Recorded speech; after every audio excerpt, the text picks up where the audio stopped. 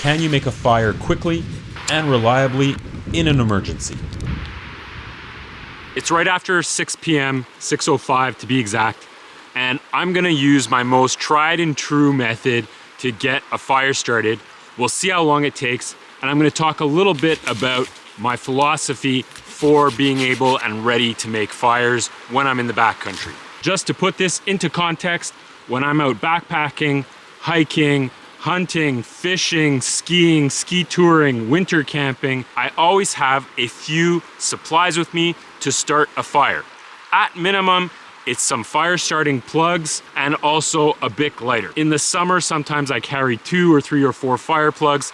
In the winter or the shoulder season, definitely more, 10 or 12 or more, depending on the length of my trip. Today, on top of that, I have a saw and I have a fixed blade knife.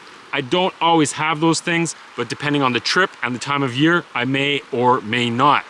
If I think that there's a risk that I'm gonna need to make a fire, and I have had that happen to me where I was kind of in a not ideal situation and had to make a fire in the Alpine to be able to melt snow, I had a saw with me and some fire starter, and it made a huge difference. Today, I'm not in any of those situations. It's pretty mild out, it's dry out. I collected my favorite type of fuel, which is a small tree or small branches from a tree that has kindling and some fuel for the fire. This is the kind of thing that I look for in this environment. So I'm just talking about what I'm used to and what I normally look for. So I'm looking for, pretty small diameter fuel because I want to get the fire going in a hurry. You can strip these branches down, have a pile of kindling, and then have a mix of fuel sizes. Almost always build an upside down fire. So most people are familiar with building a fire in a little teepee, starting with smaller tinder at the bottom and then getting that lit and sticking bigger and bigger or larger diameter pieces of fuel up from there. I do it completely opposite. The thing I like about doing the upside down fire is that it means you really don't have to babysit it very much. Once it gets going, it kind of takes care of itself for a pretty long time.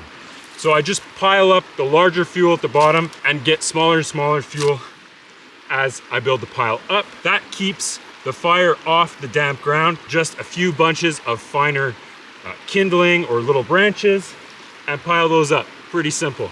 This is where people are probably gonna say that I'm cheating, and I kind of am, because I use fire plugs. I use some kind of fire starter to speed up the whole process. If you haven't seen these before, they're little compressed pieces of cotton that are loaded up with some kind of wax or some kind of proprietary accelerant. They're very compact, but when you kind of break them up, they go fluffy and you can peel them open, and they work really well and catch a spark or a flame very quickly. And they burn for a couple of minutes, depending on how much you open them up. So if you open them up all the way, they burn a lot faster. If I'm in a hurry, I use 2 or 3.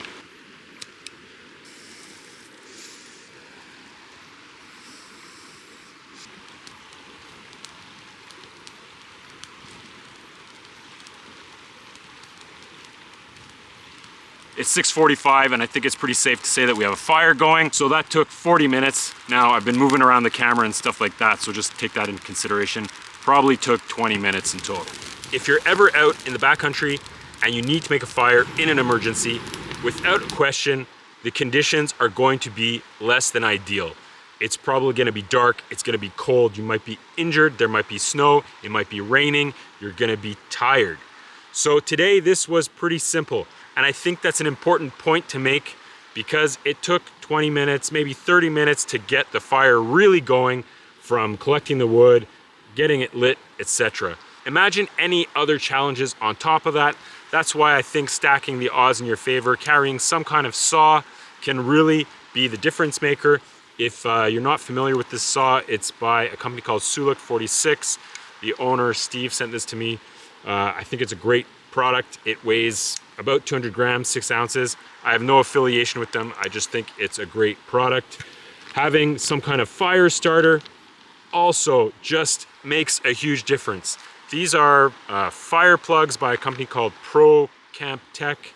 I have no affiliation with them either. I bought a bag of 400 of these a few years ago, and I always have a little Ziploc bag with a few in them. depending on the season, like I said before, and a Bic lighter. So that's my fire starting kit. That's my basic kit that I always have with me. I'm not claiming to be some kind of fire making expert. I think it's pretty simple if you have the tools with you, but practicing is definitely helpful, and it's also quite a bit of fun. Don't forget, if ever you're in trouble, if you're injured, if it's an emergency, it might not be you who's making a fire. It might not be you who's getting you out of trouble. You might be incapacitated. Someone else with you might need to get all of those things done. Having some really simple supplies with you that anyone can use, I think, is very important.